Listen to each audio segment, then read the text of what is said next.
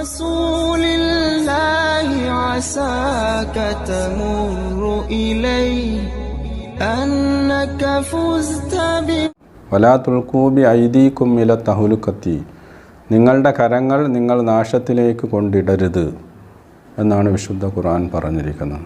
ശത്രുക്കളെ ഈ ശരീരത്തിലേക്ക് കയറാൻ അനുവദിക്കരുത്. ജിന്നുകൾ മനുഷ്യരോട് ശത്രുതയുള്ളവരാണ്. അവർ മുഅ്മിനീങ്ങളാണെങ്കിലും ഈ ശത്രുത ഉണ്ടാകും. അത് ജന്മസിദ്ധമായ ശത്രുതയാണ്. മനുഷ്യരുടെയും ജിന്നുകളുടെയും ഇടയിലുള്ള ശത്രുത അത് ജന്മസിദ്ധമാണ്. വ ഇൻകാനു മുഅ്മിനീന ഫൽ അദാവത്ത് മൗജൂദത്ത്. അഹ്കാമുൽ മർജാനിൽ ബദറുദ്ദീൻ ശിബിലി തങ്ങൾ പറഞ്ഞത്, മനുഷ്യരുടെയും ജിന്നുകളുടെ ഇടയിലുള്ള ശത്രുത ബിത്വബഇ അത് ജന്മസിദ്ധമാണ്, പ്രകൃതിപരമാണ്.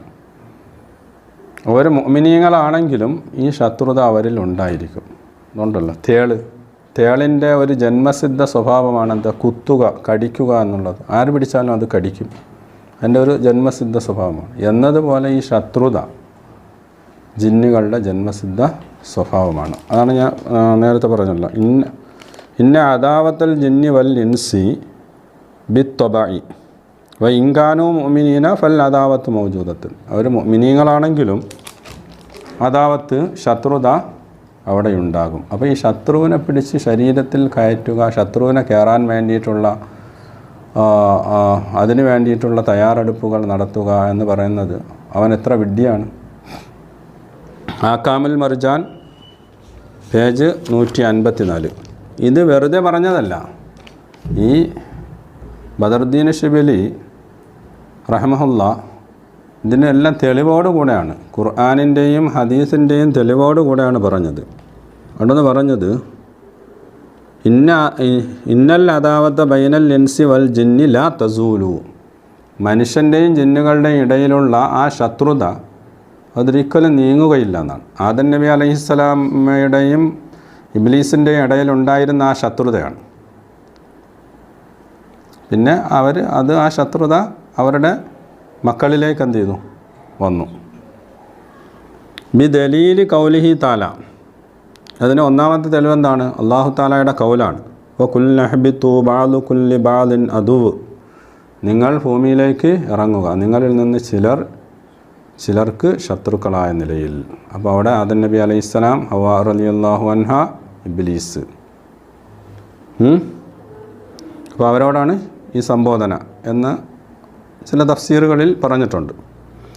അതുപോലെ ഖൗലിഹി സല്ലല്ലാഹു അലൈഹി വസല്ലം ഫി ത്വാഊനിനെ കുറിച്ച് പറഞ്ഞപ്പോൾ നബി സല്ലല്ലാഹു അലൈഹി വസല്ലം തങ്ങൾ പറഞ്ഞെന്താ, ത്വാഊൻ വഹ്സു അഅദാഇകും മിനൽ ജിന്നി, നിങ്ങളുടെ ശത്രുക്കളുടെ കുത്തലാണ്. മിനൽ ജിന്നി, ജിന്നുകളിൽപ്പെട്ട നിങ്ങളുടെ ശത്രുക്കൾ എന്നാണ് പറഞ്ഞത്. അതുപോലെ തന്നെ വലിയ അന്നൽ ജിന്ന ഹുലിക്കു മിന സമൂം, ജിന്നുകൾ സൃഷ്ടിക്കപ്പെട്ടിരിക്കുന്നത് തീജ്വാലയിൽ നിന്നാണ്, അഗ്നിജ്വാലയിൽ നിന്നാണ്.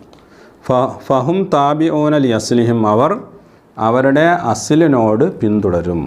അസ്ല് അഗ്നിയാണല്ലോ, ആ അഗ്നിയുടെ സ്വഭാവം അവരിൽ ഉണ്ടാകും. വഫി സ്വഹീഹൈനിയിലുണ്ട് മിൻ ഹദീസി അബി മൂസ റഹ്മഹുല്ല കാല ഇഹ്തറക്ക ബൈത്തും ഫിൽ മദീനത്തി, മദീനയിൽ ഒരു ഭവനം അല അഹ്ലിഹി ബില്ലയിൽ, രാത്രിയിൽ അതിൻ്റെ അഹ്ലുകാരോടൊപ്പം കത്തിച്ചാമ്പലായി. ഒരു വീട്. ഫഹുദ്ദിസൻ നബി സല്ലല്ലാഹു അലൈഹി വസല്ലം ബിഷാനിഹിം, അവരുടെ കാര്യത്തിനെ കുറിച്ച് നബി സല്ലല്ലാഹു അലൈഹി വസല്ലം തങ്ങളോട് പറയപ്പെട്ടു.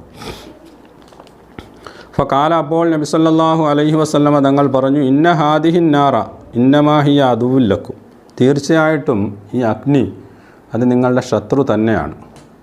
ആയതിനാൽ ഫൈദാ നിംതും ഫാത്ഫ്യൂഹ അങ്കും, നിങ്ങൾ ഉറങ്ങാൻ ഉദ്ദേശിച്ചാൽ അതിനെ നിങ്ങൾ കെടുത്തുക.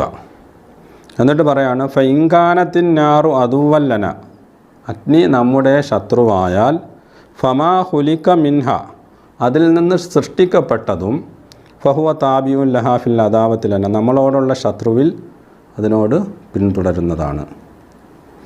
മനസ്സിലായില്ലേ? അഗ്നി നമ്മുടെ ശത്രുവാണ്. അതിൽ നിന്നാണ് ആരെ സൃഷ്ടിക്കപ്പെട്ടിരിക്കുന്നത്?